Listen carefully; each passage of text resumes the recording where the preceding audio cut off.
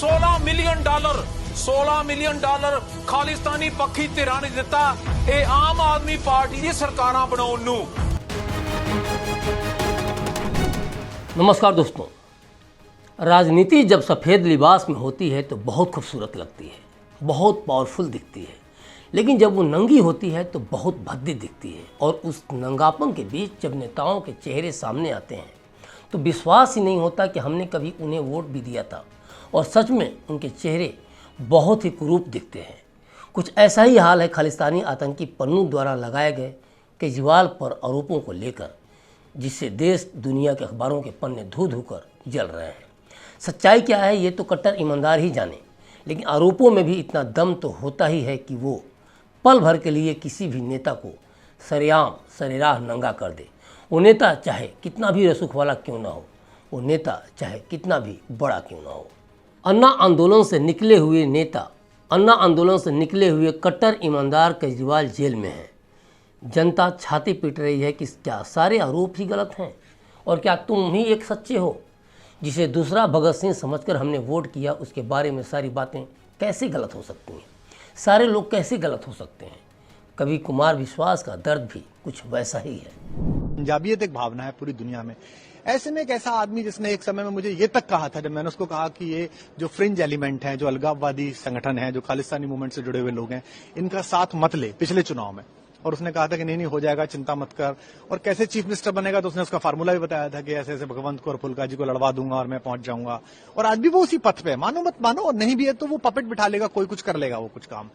तो ऐसे में उसने मुझे इतनी भयानक बातें बोली जो कि सबको पता है, पंजाब में सबको पता है।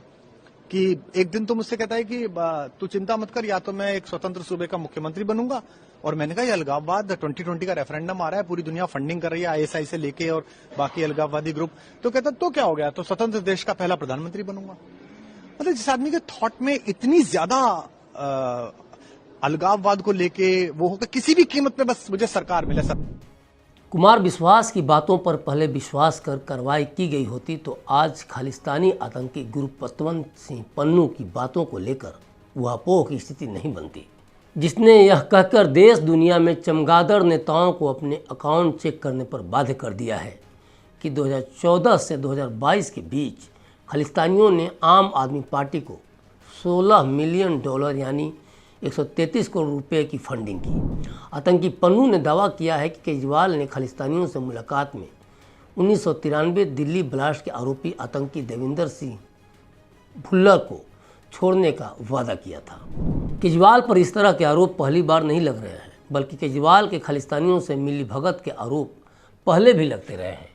लेकिन इस बार केजरीवाल की मुश्किल काफ़ी हद तक बढ़ सकती है, क्योंकि केजरीवाल एक तो पहले से ही शराब घोटाले के मामले में जेल में हैं, और अब जिस तरह से आतंकी पन्नू ने केजरीवाल को लेकर खुलासे किए हैं, उसके बाद देखा जाए तो केजरीवाल के खिलाफ जांच में अब राष्ट्रीय जांच एजेंसी यानी कि NIA की भी एंट्री हो सकती है।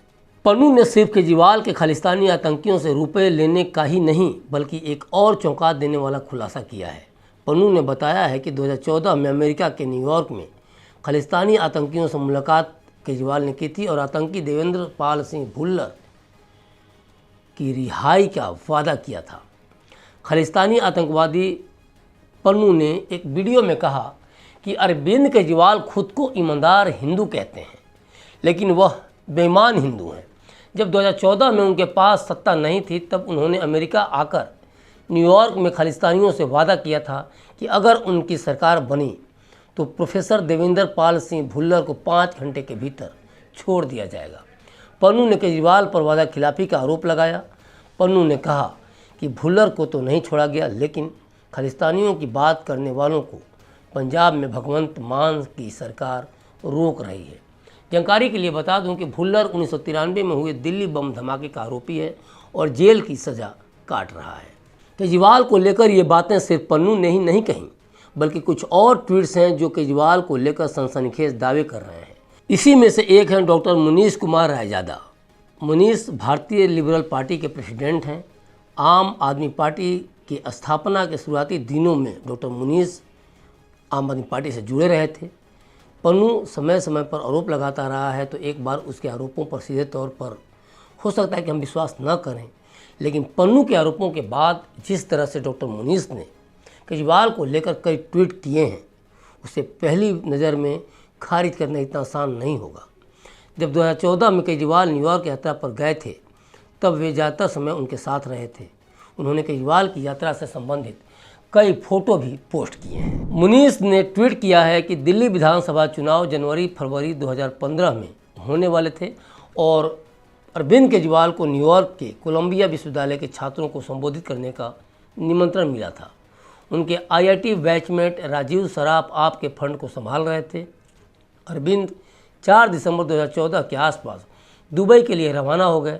पूरे यात्रा कार्यक्रम की योजना राजीव सराफ और अरविंद के एक अन्य IITian मित्र दुबई स्थित सुब्रतो शाह द्वारा बनाई जा रही थी।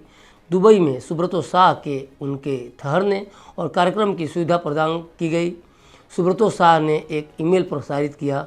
बाद में यह निर्णय लिया गया कि अरविंद केवल न्यूयॉर्क में ही रहेंगे। मुनीस रायजादा ने कहा है कि मैंने 6 दिसंबर की सुबह शिकागो से न्यूयॉर्क के लिए उड़ान भरी और मैंने अरविंद केजरीवाल के एक अन्य IITian बैचमेट और अमेरिका और भारत में व्यापार करने वाले एक स्थापित व्यवसायी सुरेश रेड्डी के साथ एक होटल में चेकिंग किया। अरविंद और राजीव सराफ 7 दिसंबर की सुबह बिजनेस क्लास से न्यूयॉर्क पहुंचे और वहां से हम सीधे रिचमंड हिल गुरुद्वारा पहुंचे। मुनीस ने कहा है कि सिख नेता उनका स्वागत करने के लिए उत्साहित थे। वहां आप अरविंद, मुझे और सुरेश को नाश्ता करते हुए देख सकते हैं। मुनीस लिखते हैं कि यहाँ केजरीवाल ने सिख नेताओं के साथ बंद कमरे में बैठक की और इसके बाद हम मैनहट्टन शहर के एक कन्वेंशन सेंटर के लिए रवाना हुए, जहाँ भारतीय भीड़ अरविंद को सुनने के लिए इंतजार कर रही थी। मुनीस रायजादा ने लिखा कि कोलंबिया विश्वविद्यालय के कार्यक्रम के बाद हम फंड रेजर डिनर के आयोजन स्थल के लिए रवाना हुए, जो मैनहट्टन शहर से सिर्फ 5-7 मिनट की ड्राइव पर था। रात्रि भोज में अच्छी संख्या में लोग शामिल हुए। मुनीस लिखते हैं कि मैं होटल लौट आया, लेकिन केजरीवाल ने मुझसे कहा कि वह एक और बैठक में जाएंगे। मुझे पता नहीं है कि अरविंद 8 दिसंबर की सुबह कहाँ और किससे मिले थे। मुनीस ने जो भी कहा उसे लेकर जरूर जांच होनी चाहिए कि केजरीवाल का खालिस्तानियों से नज़दीकी संबंध रहा है या नहीं। ये किसी से छिपा नहीं है कि खालिस्तानियों को अमेरिका मदद करता रहा है। अमेरिकी खुफिया एजेंसी CIA की भी खालिस्तानियों को मदद मिलती रही है। दूसरी तरफ सरकार को ये भी देखना चाहिए कि केजरीवाल के अलावे आम आदमी पार्टी के और किन नेताओं के संपर्क खालिस्तानियों या देश को तोड़ने वाले गैंग्स से है। अब ये महज संयोग है या कोई चाल कि जब केजरीवाल पर शराब घोटाले में गिरफ्तारी की तलवार लटक रही थी, ठीक उसी समय आम आदमी पार्टी के राज्यसभा सांसद राघव चड्ढा आँख का ऑपरेशन कराने ब्रिटेन पहुंचते हैं। वहां पहुंचते ही राघव खालिस्तान समर्थक ब्रिटिश सांसद प्रीत गिल से मुलाकात करते हैं। जानकारी के लिए बता दूं कि प्रीत गिल भारत विरोधी बयानों के लिए जानी जाती हैं।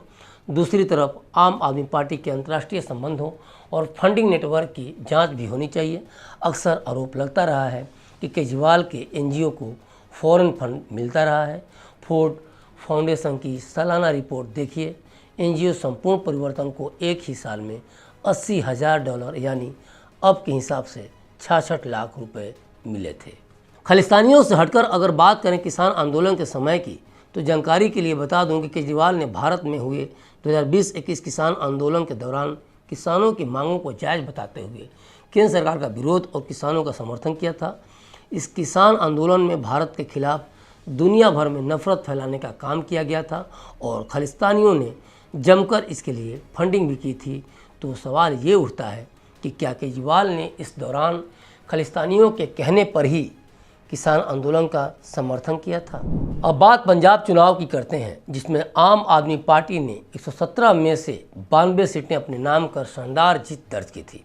और चूंकि पंजाब में खालिस्तानी समर्थक एक्टिव हैं, तो पंजाब चुनाव में खालिस्तानी भूमिका से इनकार नहीं किया जा सकता, क्योंकि पंजाब में आम आदमी पार्टी की सरकार के गठन के बाद से ही पंजाब के साथ ही कुछ अन्य देशों में भी खालिस्तानी गतिविधियां बढ़ गई हैं।